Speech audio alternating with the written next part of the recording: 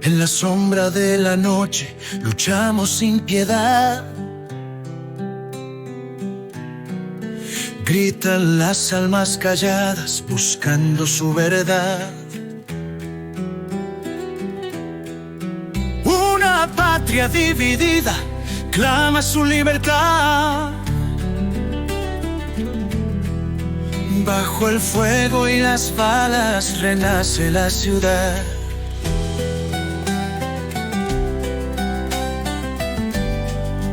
Los sueños de soberanía flotan en el viento.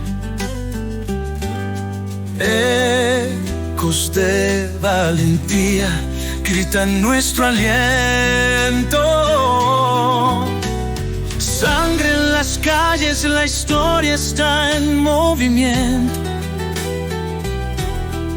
En cada vida perdida un nuevo fundamento. Sombras de libertad, seguimos resistiendo. Aunque el dolor y la lucha nos van consumiendo. Mi Argentina herida, pero nunca vencida. En cada muerte nace una esperanza rendida. ¿Qué tal? ¿Cómo están? Otra vez pensando en los años 70. Hay dos temas que creo que son cruciales para hablar de los años 70. Nosotros hemos hablado sobre los movimientos de izquierda, los movimientos guerrilleros, pero hay otro que son los movimientos dentro del peronismo, los movimientos de la derecha peronista. Ahora, derecha peronista no es solamente lo que la gente cree. Tiene un devenir histórico y tiene toda un desarrollo en el cual tiene varias ramificaciones. Y cuando hablamos de derecha peronista y de los investigadores, para los que estamos en el tema de la historia, el nombre que siempre se nos viene a la cabeza es el de Juan Luis Bezzocchi, que es el gran investigador sobre este tema. Hola, Juan. Hola, buenas tardes. Muchas gracias por la posibilidad de hablarles de mi tema de investigación. No, gracias a vos por participar con nosotros. Juan, ¿a qué llamamos derecha peronista?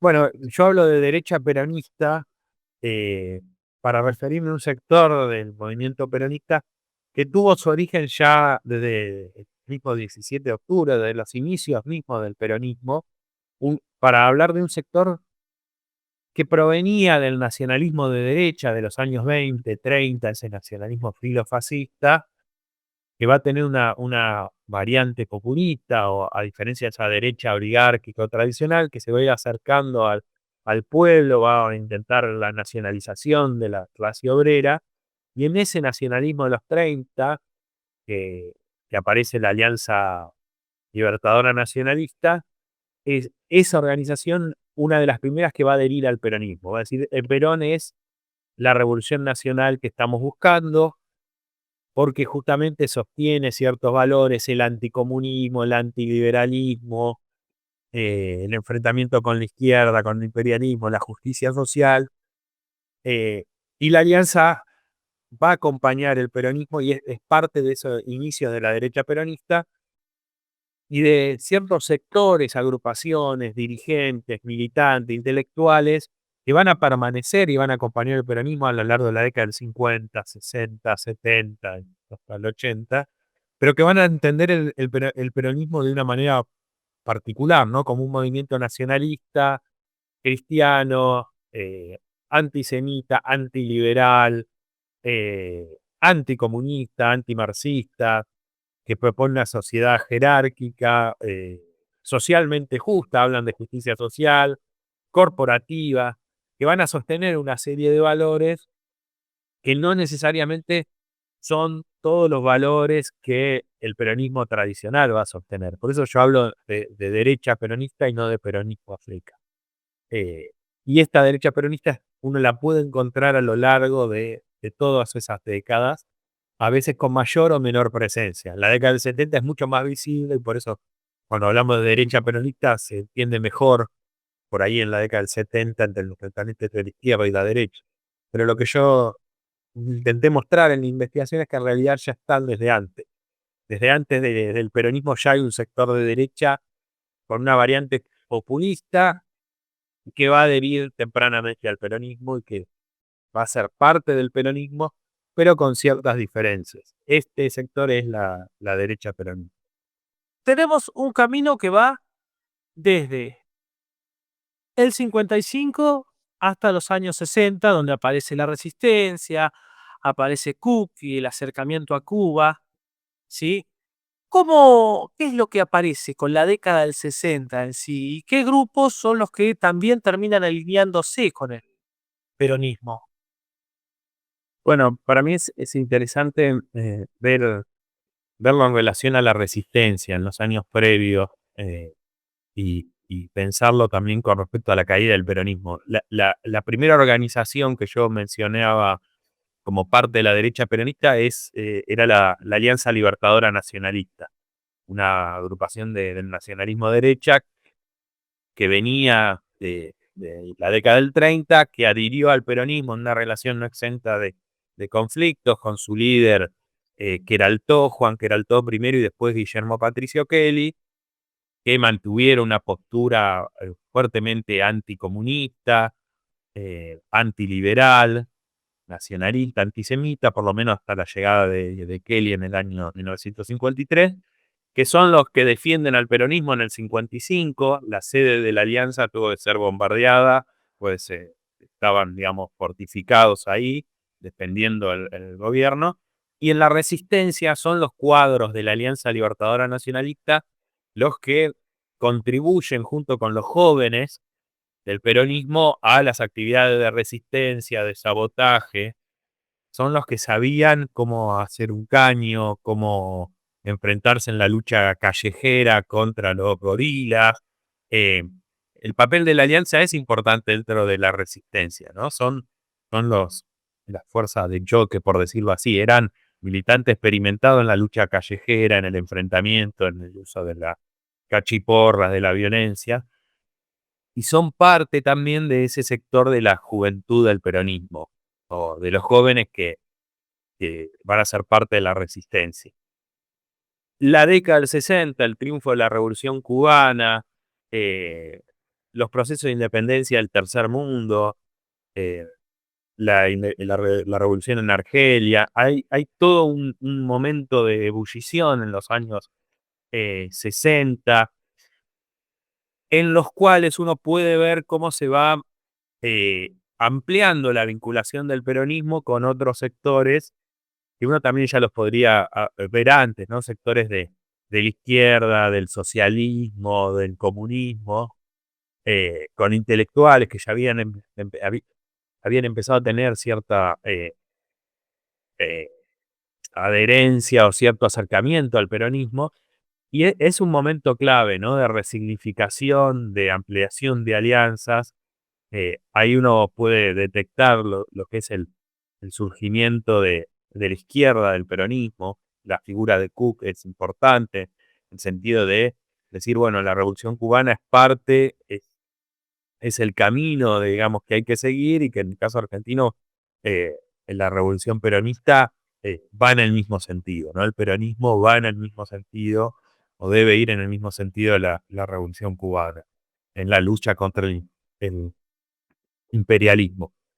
Frente a esos sectores que empiezan a hablar de socialismo, de peronismo y marxismo, eh, está este otro sector más tradicional del peronismo, pero sobre todo aquellos que ya venían con una militancia en la derecha o en el nacionalismo de los años 30, que obviamente van a ver con bastante preocupación este intento de readaptación del peronismo y que van a insistir con eso. Ojo que el peronismo no es esto, el peronismo no es lo que dice Cook, el peronismo no tiene nada que ver con socialismo, con marxismo, lo que plantea Perón no va por ahí, no tiene que ver con la Revolución Cubana, y en un momento en el cual Perón está en el exilio y admite todas las variantes por parte de su estrategia, ¿no? Admitirlos a todos los que quieran acercar con peronismo son bienvenidos.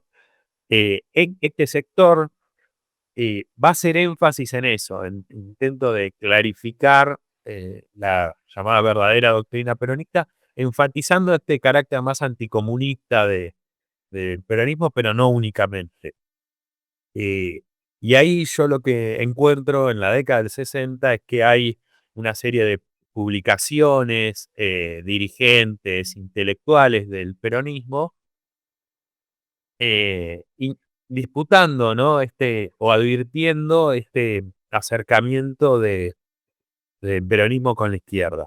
eh, en algunas instituciones, algunas figuras.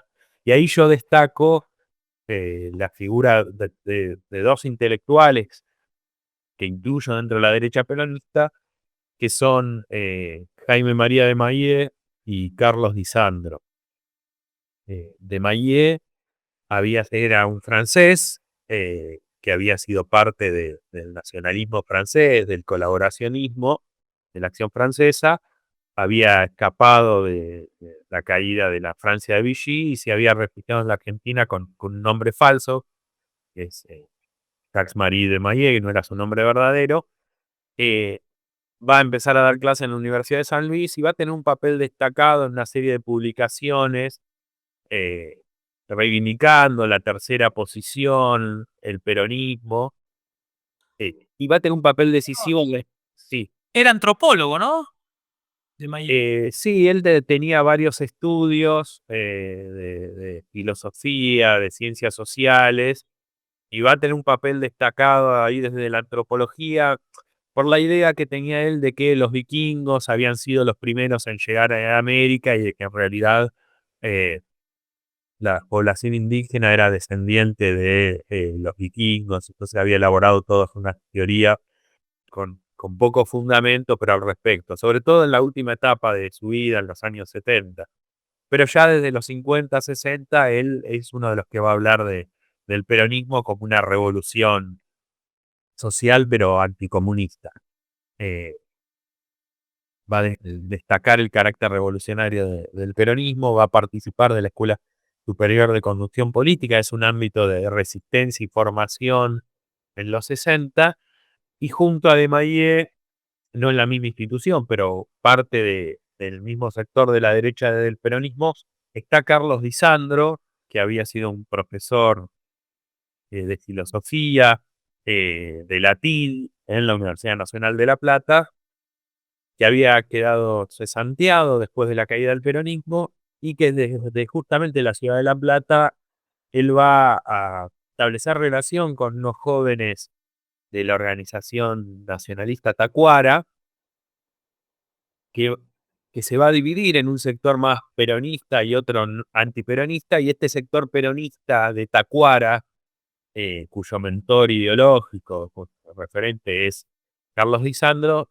son los que van a fundar la CNU, la Concentración Nacional Universitaria, que es una organización estudiantil, peronista, revolucionaria, pero de derecha, ¿no? Que enfatiza todos estos valores anticomunistas, antiliberales, hay también rasgos antisemitas, toda una visión de la sociedad jerárquica, corporativa, autoritaria, y que tienen su origen en eso, en la influencia de Carlos Di Sandro. Entonces, uno puede ver en los 60, de manera tenue, ¿sí? No es el principal enfrentamiento de los años 60, pero uno puede distinguir cómo el peronismo está dividido entre todas las divisiones que tiene. Hay cierta división entre un sector más de izquierda y uno de derecha.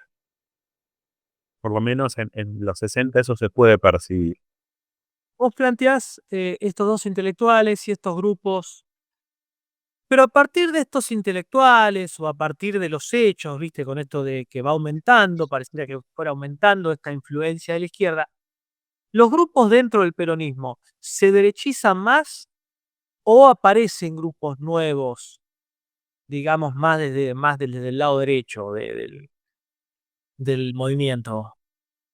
Para mí hay dos cosas, ¿no? Hay un fenómeno que es, eh, hay un fenómeno general que es la peronización, hay en los 60, ¿no? La peronización de figuras y de eh, organizaciones que se van acercando al peronismo, lo mismo sucede con los estudiantes universitarios, es un fenómeno masivo, pero esta peronización o este acercamiento al peronismo se da tanto de sectores de izquierda tradicional o de la nueva izquierda que se acerca al peronismo, pero también de la derecha nacionalista, ¿no? Organizaciones no peronistas como Tacuara, de la Juventud Nacionalista, eh, la Agrupación Nacionalista Azul y Blanco, ¿no? Una serie de nacionalistas que no eran peronistas, nacionalismo más cercano a la derecha o de derecha, se van a acercar al peronismo, se van a ir peronizando, van a ir viendo en el peronismo la revolución nacional posible, porque van a enfatizar este carácter anticomunista del peronismo, justamente una lectura al contrario de lo que está diciendo la izquierda que se acerca al peronismo, ¿no? Entonces hay por un lado una peronización de la derecha, si se quiere, pero también hay una derechización de algunos peronistas, sectores que ya eran peronistas, de la juventud, o sectores que venían el comando de organización, por ejemplo, dirigido por Brito Lima, que en su defensa del peronismo van a rescatar estos valores que vienen de la derecha nacionalista, ¿no? Por eso yo hablo de culturas políticas, en el sentido de que las culturas políticas son permeables, ¿no? El uso del revisionismo histórico, por ejemplo, que tradicionalmente era algo impulsado por la derecha, por el nacionalismo, la figura de Rosas, y que el primer gobierno peronista no recuperó, ¿no? Si uno se fija, los primeros dos gobiernos de Perón, no hay una reivindicación ni de la figura de Rosas, ni una lectura revisionista de la historia. Eso es posterior. Y tiene que ver mucho con ese papel, con esos cruces en el Instituto Revisionista, Instituto Rosa, eh, de ligar esa relectura del pasado, la reivindicación de la figura de Rosas o la tríada San Martín, Rosas, Perón, que era una consigna de la Alianza Libertadora Nacionalista, se empieza a difundir, ¿no? Empieza a haber una reivindicación del revisionismo histórico, impulsado sobre todo por sectores de la derecha, después se amplía eso, pero uno lo puede encontrar como hay esta combinación, ¿no? De una peronización de, de la derecha y una derechización de algunos sectores del peronismo y de la juventud. Se dan esas dos cosas, un proceso de conformación bastante interesante. Y, a ver, ¿y se forma en base a todo esto que vos venís comentando, o sea, desde adentro y mucho más con lo de afuera, una identidad de derecha? Sí, ahí yo en realidad hago una distinción, ¿no? Tenía un problema a la hora de hablar de identidad. ¿Cuál era la identidad o porque identidad viene de identificación, ¿no? No, se identifica como parte de algo, adhiere. Y en realidad lo que yo llamo derecha peronista, siempre se identificaron o se refirieron a sí mismos como peronistas. Ellos nunca hablaron de derecha o somos la derecha. De hecho, tampoco los nacionalistas se referían a sí mismos como la derecha. Eh, ellos eran nacionalistas y los peronistas de derecha siempre fueron peronistas, sobre todo por el término derecha tenía una carga bastante peyorativa, despectiva, y se atribuía la derecha a otros, al liberalismo, a la oligarquía, esos eran la derecha. Entonces, eh, identitariamente, uno no va a encontrar nunca que se definan como nosotros somos el peronismo de derecha. Ellos se referían como peronistas y en todo caso la izquierda o la derecha eran los otros, estaban fuera del peronismo. Por eso se empieza a usar también la idea de infiltrados o de heterodoxos, ¿no? En el sentido de, bueno, nosotros somos la verdadera ortodoxia del peronismo y estos son los infiltrados, refiriéndose a la izquierda, ¿no? Que intentan traer ideologías nuevas al peronismo que nunca las tuvo. Esa es la lectura que hace la derecha peronista. Entonces, yo a la hora de hablar de identidad, bueno, planteo que su identidad es el peronismo. al igual que de la de izquierda y los otros sectores. El tema es que la identidad o esa pertenencia va acompañada por cierta manera de entender qué significa ser peronista. Y ahí está la diferencia, ¿no? Para la derecha peronista, ser peronista era muy diferente o diferente a lo que lo entendía la izquierda, por más que ambos se identifiquen como peronistas. Sí, sí, sí. ¿Escribiste alguna vez sobre la cuestión de género y la cuestión de la construcción de la masculinidad desde la derecha peronista? ¿Cómo es esto? Sí, yo lo hice a partir de revisar las publicaciones de la Alianza, ¿no? La Alianza Libertadora Nacionalista, que era una organización claramente masculina, ¿no? A pesar de que señalaba que había mujeres militando en la Alianza, cuando uno ve las publicaciones, las mujeres no están presentes en una organización muy machista, siempre lo fue, tenía una construcción de la masculinidad, eh, y incluso en los dibujos, los afiches, las viñetas que aparecen en la publicación, que reivindicaba la figura del soldado, del combatiente, del descamisado, pero con una referencia claramente masculina y una visión de la mujer en los momentos que aparecían algunos artículos haciendo referencia de la mujer, como el lugar de la mujer, el hogar, ¿no? El lugar tradicional, la familia, criticando, ¿no? Para los años 50 cierta liberalización de la mujer, el uso bueno, después van a criticar la minifalda, pero el uso de ciertos gustos culturales que alejaban a la mujer de su lugar tradicional, el uso de pantalones, criticaban, por ejemplo. La Alianza había criticado también el sufragio femenino.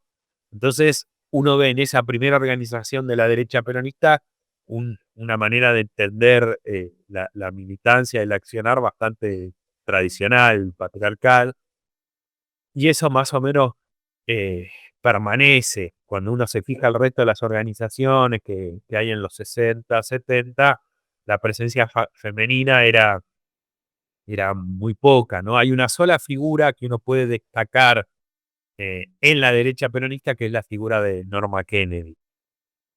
eh, que Norma Kennedy venía del comunismo, dicho sea de paso, ¿no? Era una militante comunista, después adhiere al peronismo y permanece cercana a la derecha del peronismo, pero casi prácticamente no hay, ¿no? No hay referentes hasta, bueno, la llegada de Isabel, ¿no? De María Estela Martínez de Perón.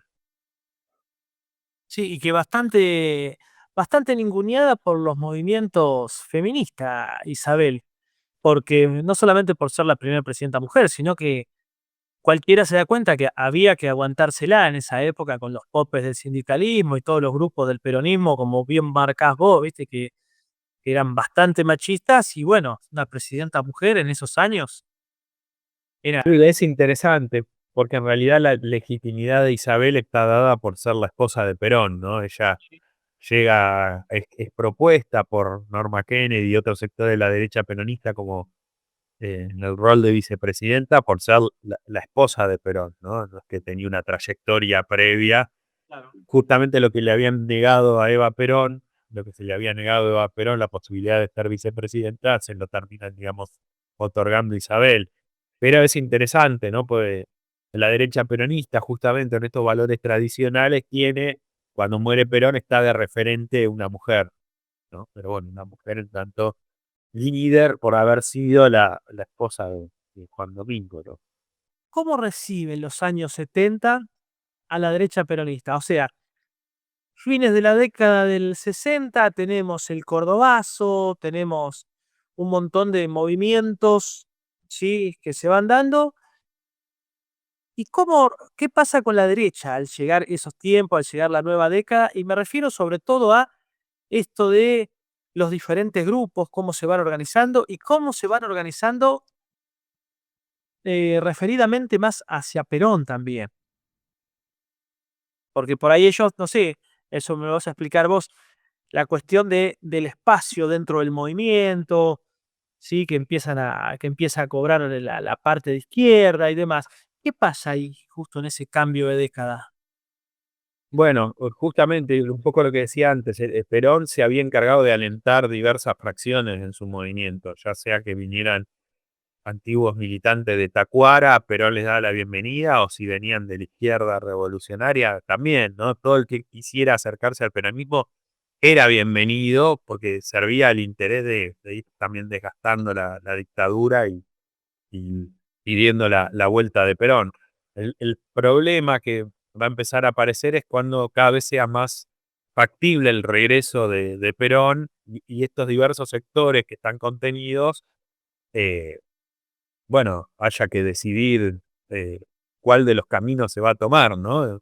Justamente porque estas disputas internas estaban más o menos contenidas dentro de un objetivo común que era la vuelta del peronismo al poder. Pero la pregunta es qué va a pasar cuando el peronismo llegue al poder, cuál es el modelo de país que se va a sostener, cuáles son las políticas que se van a llevar a cabo, cuáles son los ministros y funcionarios que se van a sostener, ¿no? Y los primeros indicios de conflicto se dan justamente en los meses previos, ¿no? A fines del año 72, principio del año 73, justamente en las disputas por las candidaturas, quiénes van a ser los candidatos de las provincias, ¿no? Dentro del Frejuli, quién va a ir de gobernador, quién va a ir de vice, quiénes van a integrar las listas, ¿no? En un primer momento, bueno, Perón habla de las 4 ramas del movimiento, ¿no? La rama política, la rama sindical, la rama de las mujeres y la rama de la juventud, y otorgarle a cada sector un 25% de los cargos. Pero bueno, eso tampoco era homogéneo, en la juventud también había ciertas divisiones, si bien la izquierda peronista era bastante hegemónica, hay otros sectores de la juventud peronista ligada a la derecha que están ahí también participando. eh, y uno puede ver que la ruptura final, o no final, el inicio de esa ruptura, donde todos están trabajando juntos, entre comillas, es con las candidaturas. eh, Y es después de las elecciones, ¿no? De acuerdo, digamos, el caso de la provincia de Buenos Aires, por ejemplo, Perón insiste en la candidatura de, de Videgain y va como vice Calabró, que venía de la UOM, de los metalúrgicos. Si bien Videgain había militado en su origen en la Alianza, eh, se había terminado acercando a los sectores de la juventud, y lo mismo que hace Cámpora, ¿no? Se apoyan del sector más dinámico del movimiento peronista. Y que tiene que ver con la necesidad y con lo que veía Perón de la necesidad de contar con la juventud para, aunque sea superar el 49% de los votos, ¿no? ¿Se acuerdan que estaba, digamos, el balotaje y que era la estrategia de Lanuse, ¿no? Si el peronismo se ha derrotado en las elecciones, pues no logre llegar más del 50%, ¿no? Que Balbín y Cámpora queden casi empatados. Bueno, eso finalmente no sucede por muy poco. Gana Cámpora con el apoyo de la juventud. Perón había avalado la candidatura de Cámpora y la de Videgain en la provincia de Buenos Aires, a pesar de la resistencia del sindicalismo, que tenía otro candidato. Y ese apoyo al sector más dinámico del movimiento se termina cuando Perón gana las elecciones. Y eso Perón va a dar varios indicios de que, bueno, ahora que ya ganamos, el peronismo está volviendo al poder, hay que reacomodar el movimiento. Y hay dos fenómenos que yo marco en esos años. Uno es el de las tomas, ¿no? La vuelta del peronismo genera todo un proceso de tomas de establecimientos para garantizar la llegada de Perón, pero también para reemplazar a directores y funcionarios que eran parte de la gestión de la dictadura, ¿no? Se dan ahí en marzo, eh, marzo del 73, pero meses antes y meses después, ¿no? Una serie de tomas de instituciones, de escuelas, de fábrica, de ministerio, bastante generalizado, que Perón va a dar la orden de desactivar, pero si uno presta atención a esas tomas, ve ahí la disputa entre la derecha y la izquierda del peronismo, ¿no? Hay algunos establecimientos que los toma la derecha del peronismo para evitar que los tome la izquierda, ¿no? Y ahí ya se está viendo ese enfrentamiento y que va a tener su inicio, su ruptura más violenta con Ezeiza, con la vuelta con el recibimiento de Perón en junio del 73. Perón ya había venido en el 72, ¿no? Pero el regreso del 73, ya con el peronismo en el poder, tiene otro carácter. Y esa marca la ruptura, o en todo caso hace visible ese enfrentamiento que estaba bastante contenido. Vos hablás de dos conceptos y creo que me vengo reteniendo de no hacerlo, de no preguntártelo. Porque vos hablás en tus escritos, hablás de ortodoxia y heterodoxia. Ahora, dentro de eso, ¿cuál es la relación con, qué sería cada uno y cuál es la relación con el grupo? Bueno, en realidad el término ortodoxo para hablar del sector del peronismo ya lo he visto, aparece en primera plana en los años 70, en la década de 1970, 71, pero se utiliza para referirse a los sectores más combativos del peronismo, a los más intransigentes, a diferencia de los sectores más dialoguistas o del bandorismo. Ese es el origen del término ortodoxo. Eso después va a cambiar en el 72, 73. El peronismo ortodoxo va a quedar asociado al sector de derecha del peronismo, que va a atribuir el término heterodoxia o peronistas heterodoxos a aquellos sectores del peronismo ligados a la izquierda. Eh, no únicamente peronismo ortodoxo va a ser parte de la derecha, ¿no? Sectores más tradicionales o conservadores del peronismo también van a ser englobados dentro del peronismo ortodoxo. Pero a mí me parece que esos dos conceptos están mostrando un poco la, la ruptura o las diferencias dentro del peronismo. Son términos nativos, ¿no? Que utilizan los propios actores, eh, que yo no desconfiaría un poco, porque incluso de hablar del peronismo ortodoxo implicaría que hay ciertas concepciones inalterables en el peronismo y que la izquierda peronista es algo externo. Y en realidad lo que sostenía la derecha peronista también incorporaba, si se quiere, conceptos externos, por decirlo así, ¿no? La idea del antisemitismo, del revisionismo histórico no habían sido parte del peronismo original, ¿no? Eh, entonces es difícil hablar de, como dice la derecha peronista, bueno, nosotros somos los verdaderos peronistas y el problema es que los otros no son peronistas, porque en realidad lo que sostiene la derecha peronista también incorpora cuestiones ajenas al peronismo original, y el mismo peronismo original se nutre de cosas de la izquierda y del nacionalismo. Entonces esta idea de que hay algo específico, puramente específico, es también un poco complicado. Para mí tiene que ver con esa disputa política y el uso de estos conceptos y categorías, con la realidad de estos términos para el enfrentamiento.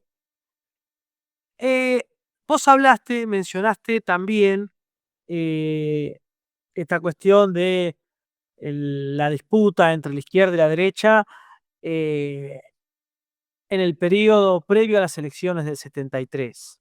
Ahora, en esos 49 días de Cámpora, hablaste vos muy bien, explicaste el tema de la apropiación de los espacios, de las tomas y demás. ¿En qué otros elementos podemos visualizar la disputa entre izquierdas? Sobre todo en el periodo este de Cámpora, en el sentido de que uno se imagina el gobierno de Cámpora siempre, bueno, como bien marcaste vos, apoyado sobre la juventud más radicalizada, más de izquierda. Pero ¿cómo se ve la disputa con la derecha allí? Bueno, yo lo noto también en la disputa por los cargos en el gobierno, ¿no? El lugar de los ministros. En determinado momento, antes de las candidaturas, Montoneros le ofrece a Perón un listado de, de, de figuras, ¿no? Unas ternas para ocupar determinados cargos. eh, que Perón, bueno, después no le da mucho apunte a eso, pero varias de esas figuras propuestas por Montoneros terminan asumiendo en la provincia de Buenos Aires, ¿no? Bajo la gestión de Videgain. Pero a nivel nacional uno lo ve, ¿no? El Ministerio de Bienestar Social, por ejemplo, bajo la conducción de López Rega, va a ser uno de los polos donde la derecha va a tener un peso fuerte. Y va a haber otros ámbitos, en el Ministerio de Educación, por ejemplo, donde la gestión de Tayana va a cobijar o a permitir la llegada de sectores más ligados a la izquierda del peronismo. Hay ahí una disputa por ocupar espacios institucionales que rápidamente va a ganar la derecha del peronismo, con el desplazamiento bueno, la renuncia de Cámpora y Solano Lima, que va a pasar a ser, digamos, ocupado ese espacio por la derecha del peronismo. Y también uno lo puede ver en la reorganización de la juventud, la aparición de la juventud sindical peronista ligada a la dirigencia sindical para disputarle a Montoneros la presencia que tenían con la JTP, la Juventud Trabajadora Peronista, la aparición de la Juventud Peronista de la República Argentina, que es como un intento de disputarle a la tendencia revolucionaria del peronismo el peso que tenía en la juventud, está marcando eso, ¿no? La visibilidad de este enfrentamiento y la intención de desplazar a la izquierda del peronismo de los espacios de gobierno, ¿no? Y uno podría pensar ahí el asesinato de Rucci, una acción nunca reivindicada públicamente por Montoneros, tenía que ver con eso, un intento de dictar o de sostener o de advertirle a Perón sobre la pérdida de esos espacios por parte de la izquierda del peronismo, ¿no? Y que resultó bastante negativo a posteriori. Eh, Eh, Ahí justo mencionaste algo, y es la muerte de Rucci. ¿La muerte de Rucci marca un quiebre en algún tipo de relación dentro del movimiento entre izquierda y derecha? Más que entre Perón y la izquierda, entre izquierda y derecha. Profundiza una ruptura que ya se venía dando de manera violenta en los meses previos, ¿no? Eh, la muerte de Rucci en todo caso va a acelerar ese proceso de descomposición del peronismo y de enfrentamiento entre la izquierda y derecha, que ya se venía dando antes, incluso de manera violenta, pero va a pasar a tener otra escala. Eh, para mí es como otro peldaño, otro escalón en ese enfrentamiento que va a acelerar las cosas, va a acelerar el tiempo político, sobre todo por ciertas medidas que toma Perón, que va a avalar la aparición del documento reservado.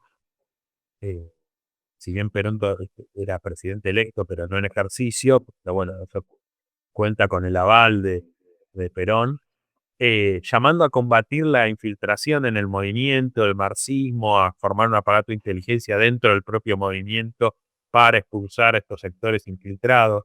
Si bien nunca menciona con nombre y apellido a ninguna organización ni a ningún dirigente, está bastante claro que está hablando de la izquierda del peronismo y de Montoneros, la FARC, la FAP, digo, está dirigido a eso, ¿no? A purificar, por decirlo así, el movimiento peronista. Y no es casualidad que la aparición del documento reservado esté acompañado por otra serie de medidas, como son bueno, la aparición de El caudillo de la tercera posición, que es una revista que llama abiertamente a combatir a los enemigos, que dicen, dirigida por Felipe Romeo, de la derecha del peronismo, ¿no? Que dice, el mejor enemigo es el enemigo muerto. La aparición de la AAA, del primer atentado que hace la AAA eh, contra Solari Irigoyen, la aparición de digamos, la intensificación de los asesinatos políticos de figuras del peronismo de izquierda, la reaparición de la Alianza Libertadora Nacionalista, las denuncias cada vez más comunes que empiezan a llegar al Ministerio del Interior denunciando que en tal o a la policía, ¿no? Denunciando que en tal unidad básica hay infiltrados. Entonces, digamos, la muerte de Rucci acelera ese proceso de depuración, que así lo llaman, del movimiento peronista. Esta pregunta es la pregunta que te haría cualquier persona si estuvieras dando una charla abierta. El tema de Ezeiza, de la vuelta de Perón y los enfrentamientos de Ezeiza.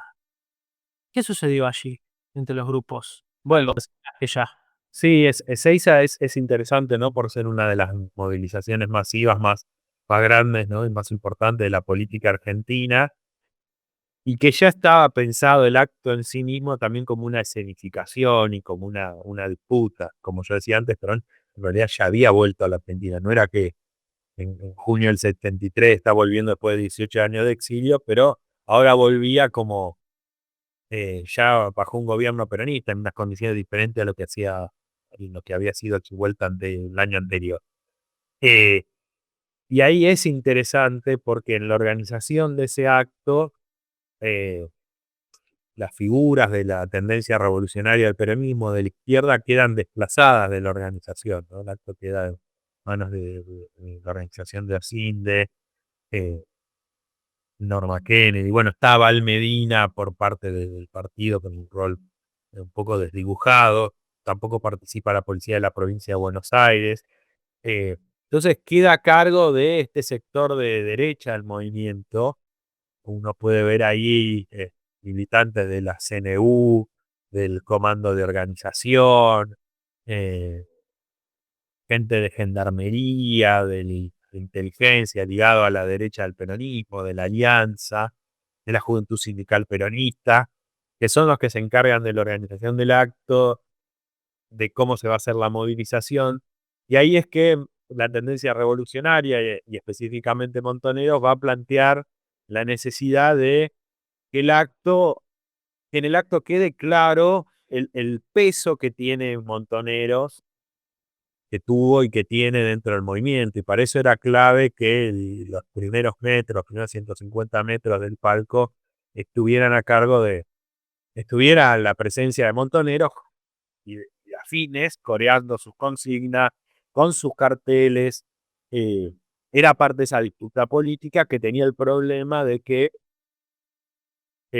ya esos primeros puestos estaban ocupados por sectores de la dirigencia sindical, de la UOM y de la derecha peronista, para lo cual Montoneros intenta llegar hasta con la columna sur, que era la que venía desde La Plata, por detrás del acto, ¿no? E intenta llegar, digamos, horas antes, pero cuando ya estaba ocupados sus espacios, con la columna sur de Montoneros, que iba armada con palos, digamos, largos palos para abrir, digamos, despejar el terreno. También había algunas cadenas, algunos militantes tenían armas, pero era claramente un ingreso por una zona no autorizada que iba al choque, eso se intuía, ¿no? Iba a ser una disputa un poco pesada. Y frente a esa irrupción de la columna sur por detrás del palco, es que la derecha peronista responde, ¿no? A los tiros. Eh, También había mucha paranoia, había habido informes de que querían matar a Perón, de que ERP quería matar a Perón, de que algunos sectores de la izquierda iban a atentar contra Perón. Entonces había también mucha paranoia ahí, hay también enfrentamiento entre fuego amigo de sectores que están en el palco y otros que están en los bosques, pero lo cierto es que se da un enfrentamiento armado, con muchos disparos también sobre gente que no estaba armada, sobre el público, civiles, que termina en una desbandada, hay golpes, hay detenidos, hay torturados que son llevados ahí al hospital de Seiza y finalmente Perón opta por no aterrizar, creo que aterriza en la base de Morón y no en el Seiza. Y bueno, la lectura se hace, ¿no? De Ezeiza como una masacre, eh, que, que sí, digamos, sí hubo varios muertos, la investigación de Verditti habla de 13 muertos y cientos de heridos, pero que no deberíamos olvidar de ese carácter de enfrentamiento que hay entre los dos sectores del peronismo, eh, por la disputa del espacio público. Y lo interesante me parece que es la lectura que hace el discurso de da Perón al día siguiente, donde muestra claramente el alineamiento con los sectores de la derecha del peronismo, ¿no? Perón dice tenemos que recuperar las banderas históricas de nuestros movimientos, ha pasado la hora de gritar la vida por Perón, llegó la hora de defenderlo. Es claramente que digamos, esta recibida de todo el mundo dentro del peronismo que había hecho Perón se termina ahí, ¿no? Y ya está marcando ese viraje de hacia dónde va la cosa, ¿no? Por dónde va la mano. Bueno, la otra pregunta que se cae de madura que te voy a hacer es sobre la triple A que también mencionaste. ¿Hay alguna decisión específica para la formación de la triple A? ¿Cuál es el origen? ¿Cuáles serían las características del accionar de la triple A? Eh, digamos lo más fundamental, desde el origen a las características, que es lo que por ahí la gente más le interesa saber. Sí, al día de hoy, en base a las investigaciones judiciales que se han hecho, las denuncias, los testimonios, podemos afirmar que la triple A, la figura, la conducción visible de la triple A estaba en manos de López Rea, José López Rea, que había sido cabo de la policía, y había reincorporado a varios policías dados de baja al servicio activo como custodia de Perón, Isabel. Dentro de la custodia estaban Almirón, Rovira, que habían sido policías dados de baja por sus vínculos con el crimen, ¿no? Que son reincorporados al servicio activo y que sabemos que tuvieron un papel central en el ejercicio de la represión ilegal a través de la AAA. Y esto se va a ver acompañado con la llegada a partir del año 74 de Villar y Margaride, que también habían sido dados de baja de la Policía Federal, al servicio activo como comisario general, ¿no? Sobre todo a partir de enero del 74, después del ataque de Lerpa al cuartel de Azul. Eh, Ahí pasan a estar a cargo de la Policía Federal.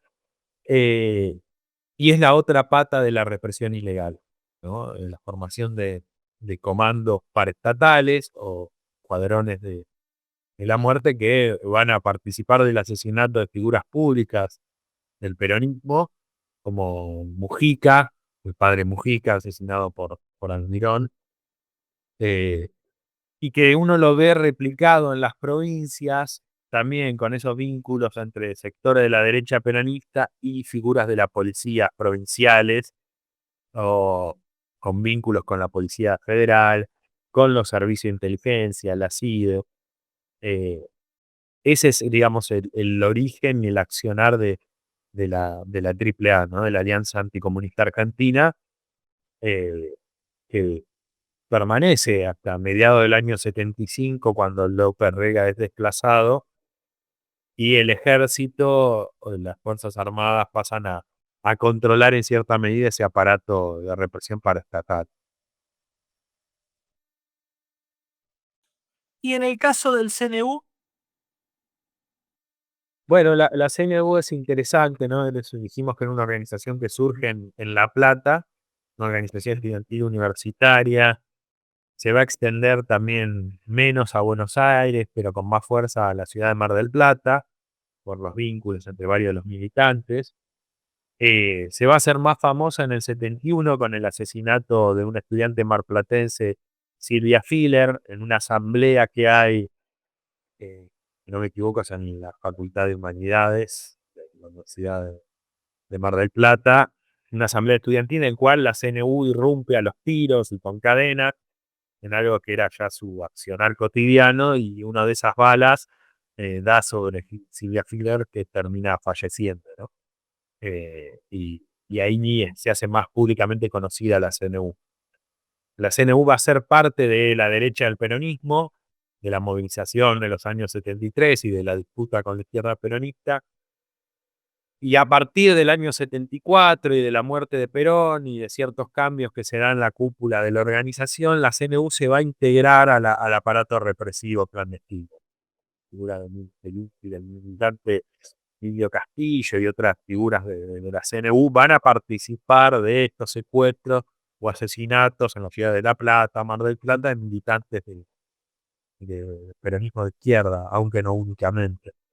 Es interesante cómo deja de ser una organización estudiantil para sumarse al aparato represivo clandestino, que también tiene que ver con, está acompañando también el accionar de otras organizaciones, ¿no? De la Juventud Sindical Peronista, donde en sus inicios militaba Moyano, por ejemplo, eh, que hay algunos anuncios en los diarios donde ellos dicen que van a colaborar con la identificación y persecución de montoneros dentro del movimiento, ¿no? La derecha peronista, el CDO y demás participan de esa denuncia siguiendo las directivas del documento reservado, de la expulsión o de la izquierda de todos los espacios que tenía dentro del gobierno, ¿no? O de las universidades. El año 74-75 muestra eso, ¿no? La disputa política y también la violencia paraestatal, estatal y paraestatal, ¿no? Clandestino, claramente. ¿Qué sucede en en esos meses previos al golpe del 24 de marzo y qué sucede después? O sea, después, no a lo largo del periodo, sino inmediatamente después. Bueno, si uno se fija, ¿no? El año 74 y sobre todo el 75 está mostrando a nivel político la clara pérdida de influencia de los sectores de izquierda o centro izquierda del peronismo, ¿no? El desplazamiento incluso de la renuncia forzada o sugerida de gobernadores afines a la tendencia revolucionaria, no necesariamente militantes de la tendencia, caso de Videgain en Buenos Aires, lo mismo sucede en Mendoza, en Córdoba, en varias provincias, eh, cuyas jefaturas de gobierno van a quedar a cargo de los vices, ligados al sector de la dirigencia sindical o de la llamada burocracia sindical, la renuncia de varios ministros, de funcionarios, subsecretarios, en el marco del documento reservado, está mostrando eso, la pérdida de la influencia de la izquierda,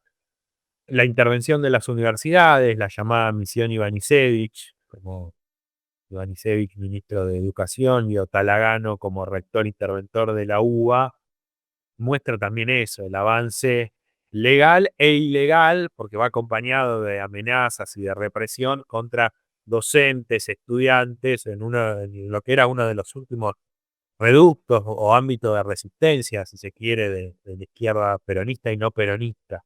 Y el año 75 está mostrando eso, ¿no? El cierre de carreras, de facultades, eh, bueno, la renuncia de intendentes, el asesinato de intendentes.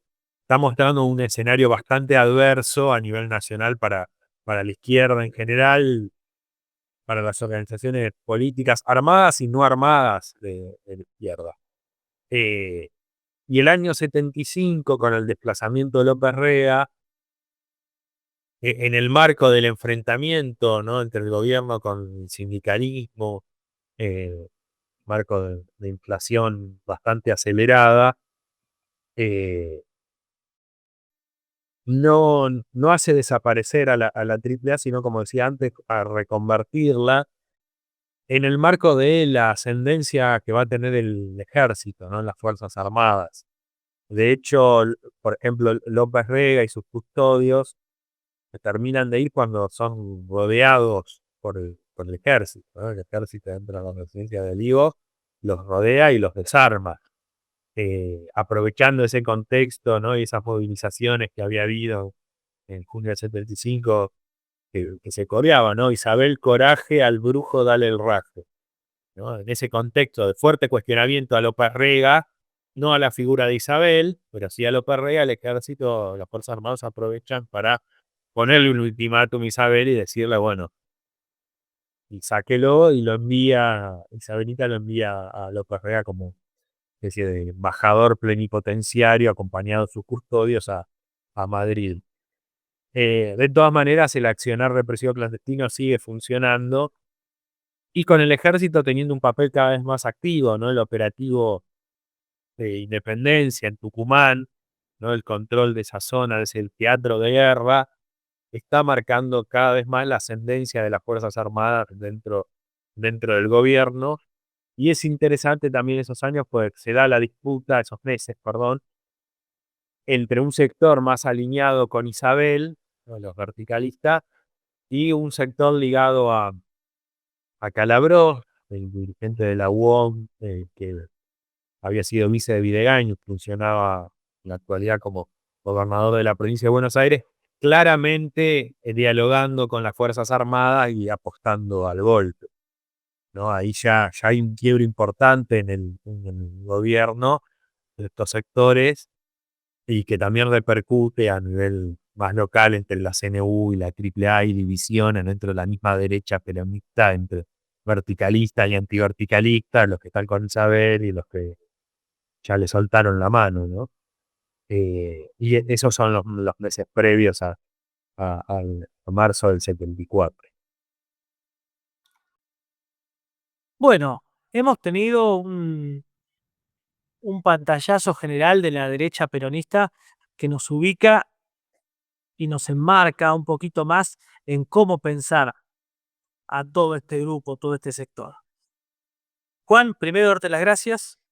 Bueno, muchas gracias a ustedes por la posibilidad y a vos, Elías, por la posibilidad de contarles un poco sobre el origen y desarrollo de la derecha del peronismo. Bien, bueno, a ustedes los veo en una semana. Adiós.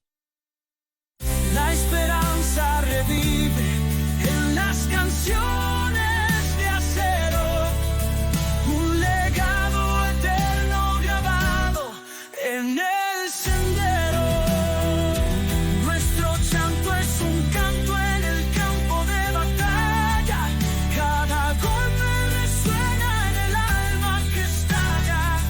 De las cenizas se alza un himno de libertad. Es la fuerza de un pueblo que nunca se